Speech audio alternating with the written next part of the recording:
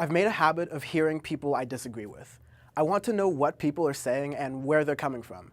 I usually don't share an identity or set of experiences with the person I disagree with at a given time, so knowing that, I want to see where we can begin to understand each other. This week we've learned the news of even more Black Americans dying at the hands of police officers who saw the need to escalate a situation, and another set of disturbing and graphic videos of what appears to be situations that did not need to end in the point-blank range murder of a human being who is a neutralized threat. When I see these situations as tragic and unfair, and others don't, I try to honestly understand why. Many of these people try to attack the character of the person shot.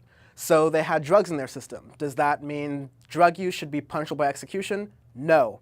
So they were mouthing off and giving the officer a hard time, not complying with orders fast enough. Does that mean that not complying with orders in an overly escalated situation should be punishable by execution? No. So they had an illegal weapon, but they were pinned to the ground and unable to reach that weapon.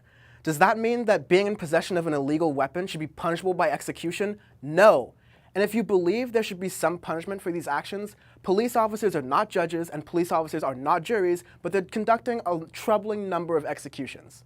To look at the damning evidence of malpractice or wrongdoing on the part of one or a group of police officers is not to disrespect the sacrifices that police officers as a group make every day. It's taking a stand by saying that these same officers, whom my tax dollars employ, should treat me and others with respect and dignity until there is a preponderance of evidence that says I am suspect of a crime. That isn't a tough ask. Unfortunately, police don't protect and serve everyone. These situations are drastically different depending on who is on the other end of the barrel of that gun. In politics lately, people talk about feeling politically disenfranchised and losing hope in their political process. I understand that sentiment. Now imagine literally living in fear and losing hope to fix that. That's why people are so angry when these recurring instances of police brutality happen. If we disagree on any of those points, we probably don't completely share an identity. Well, here's part of my identity. I identify as a Black American. I'm 20, and to this day I've never gotten the sex talk from my father. Instead, when I was 5, 6, 8, 10, 11, 13, and basically every year since, he's given me the "you're a Black man in America" talk. The special edition version that says, "You're a young Black man living in a small, affluent community with a police force that killed a young Black man while he was in prison 15 years before you were born. You are not safe." My father taught me to expect that the police would not give me the benefit of the doubt and to assume that they would kill me if they see any reason to. And for every time I get pulled over at a traffic stop and the police officer is friendly, I'm reminded of the night I had a gun pulled on me by a police officer for checking the mail in my own neighborhood. I know that with the twitch of a finger, I wouldn't have been speaking to this camera. I would have been a hashtag.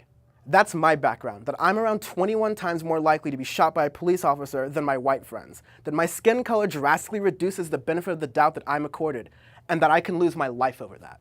We need better training for officers, more transparency, and a cop culture that promotes accountability to the public over self-protection. Because when my nephew becomes my age, I want him to respect the police not out of fear, but out of confidence and mutual esteem. But perhaps before we can do the tough work of getting those reforms, we need to get on the same page and understand the experiences of those hurting in the Black community.